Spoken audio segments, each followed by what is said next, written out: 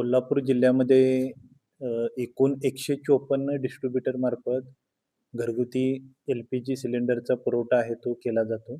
साधारणतः आपला जिल्ह्याचा दररोजचा मागणी घरगुती एल-पी-जीची 28,000 असते. तर तेवढा पुरवठा हा सध्या ह्या तिन्ही कंपन्यांकडून आय-ओ-सी-एल, बी-पी-सी-एल, एच-पी-सी-एल यांच्याकडून सुरू आहे. आणि केंद्र शासनानेही सूचना दिल्यानुसार सर्व पेट्रोलियम कंपन्या घरगुती एल-पी-जीचं प्रोडक्शन सर्व कंपन्यांनी वाढवलेलं आहे. माझं सर्व कोल्हापूरकरांना विनंती आहे, की घरगुती एल-पी-जी सिलेंडरचा तुटवडा कुठेही नाही आणि भविष्यामध्ये सुद्धा तो तुटवडा निर्माण होणार नाही. त्यामुळे ज्या सूचना आपल्याला बुकिंगसाठी दिलेल्या आहेत, की 25 दिवसांच्या ॲडव्हान्स बुकिंग आपल्याला करता येईल. त्या सूचनांचं पालन करून आपण एल-पी-जी प्राप्त करून घ्यावा. कुठल्याही परिस्थितीमध्ये कोणत्याही अफवांवरती आपण विश्वास ठेवू नये किंवा आपल्याकडे एल-पी-जी असताना भविष्याचा विचार करून फक्त साठा वाढवावा म्हणून आपण या दुकानांवरती आपल्या गॅस शॉपवरती आपण गर्दी करू नये. तर परत एकदा माझं सर्वांना सांगणं आहे, की घरगुती एल-पी-जीचा पुरवठा पुरेशा प्रमाणात आहे आणि तो असाच कन्सिस्टंट राहणार आहे. त्यामुळे कोणत्याही चुकीच्या माहितीच्या आधारे किंवा भविष्यामध्ये आपल्याकडे साठा असावा असं म्हणून आपण गर्दी करू नका आणि सर्वांना हा साठा आहे तो मुबलक प्रमाणात जेवढा आवश्यक आहे, घरगुती गॅस सिलेंडर उपलब्ध होणार आहे.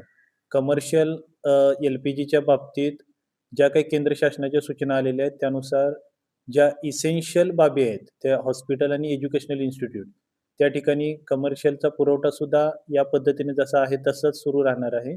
आणि बाकी इतर गोष्टी ज्या कमर्शियलच्या आहेत, हॉटेल्स असतील किंवा इंडस्ट्रीज असतील त्याबाबतचे सूचना तयार करण्यासाठी केंद्र शासनाने कमिटी फॉर्म केलेली आहे. त्यांची जशी एस-ओ-पी प्राप्त होईल, सूचना प्राप्त होतील त्या पद्धतीने त्याची अंमलबजावणी केली जाईल.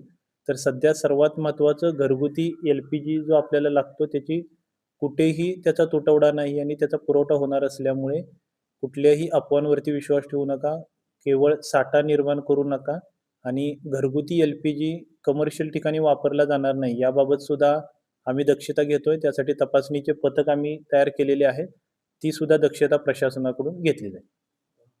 या सगळ्यामध्ये साठा करून म्हणजे वितरकांच्याकडून साठा करून ठेवण्याची एक भीती व्यक्त केली जाते. तर त्या संदर्भात काय आपण सूचना किंवा कारवाईचा इशारा पुरवठा विभागामार्फत आम्ही काही टीम तयार केलेल्या आहेत. घरगुती एल-पी-जी आहे तो कमर्शियल ठिकाणी वापरला जाऊ नये आणि तो वापरला जाणार नाही याबाबतची पाहणी, तपासणी ही समिती करत आहे आणि त्यासोबतच विनाकारण एल-पी-जीची मागणीही नोंदवली जाणार नाही आणि तसा साठा चुकीच्या पद्धतीने कोणी करण्याचा प्रयत्नही करणार नाही. त्यासाठी सुद्धा आमची समिती अलर्ट मोडवरती आहे आणि सर्व डिस्ट्रिब्युटर आणि हे 3 जे मेन सप्लायर आहेत त्यांचा रेग्युलरली आढावा घेऊन तशी बाब निदर्शनास आली तर आमच्याकडून ॲक्शन घेतली जाणार.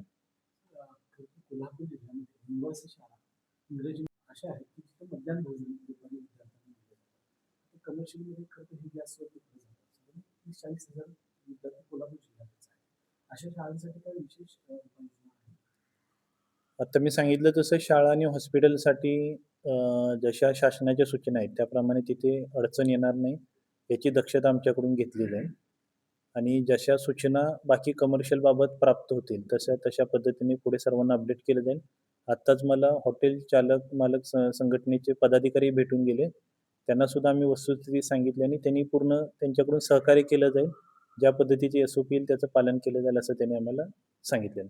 याच्यामध्ये एकूणच आजची जी परिस्थिती आपण बघितली लोक पॅनिक झाले असेल आपल्या कोल्हापूरला आज गॅससाठीच आहे उद्या कदाचित पेट्रोलसाठी हे होऊ शकतात. तर हे असे प्रॉब्लेम्स होऊ नये त्यासाठी पेट्रोल संदर्भात घरगुती एल-पी-जी आणि त्यासोबत पेट्रोल, डिझेल याचा पुरेसा साठा आपले हे तिन्ही मेन जे सप्लायर्स आहेत आय-ओ-सी-एल, एच-पी-सी-एल, बी-पी-सी-एल यांच्याकडे आहे. कालच आम्ही त्यांच्यासोबत बैठकी घेतली आणि आपलं कोल्हापूर किंवा सर्वच ठिकाणी कोल्हापूर मुंबईपासूनही आपल्या जवळ आहे. त्यांच्या सप्लायच्या रूटवरती आहे आणि बाकी सर्व ठिकाणी राज्यामध्ये कुठेही पेट्रोलची किंवा घरगुती एल-पी-जीची अडचण येणार नाही. त्यामुळे फक्त नागरिकांनी कुठल्यातरी अफवा येतायत, अफवांवरती विश्वास ठेवणं किंवा भविष्याचा असा विचार करून साठा केला पाहिजे असा विचार करणं हे पूर्णपणे चुकीचं आहे. तर कुणीही अफवांवरती विश्वास ठेवू नका. या सर्व गोष्टींचा सप्लाय आहे तो व्यवस्थित चालू राहणार आहे. फक्त कुणी चुकीच्या पद्धतीने साठा करणार नाही यावरती आम्हीही लक्ष ठेवतोय. परंतु कॉमन नागरिकांनी अशा पद्धतीने साठा करण्याच्या परिस्थिती नाही, हे लक्षात घेऊन आम्हाला सर्वांनी सहकार्य करावं.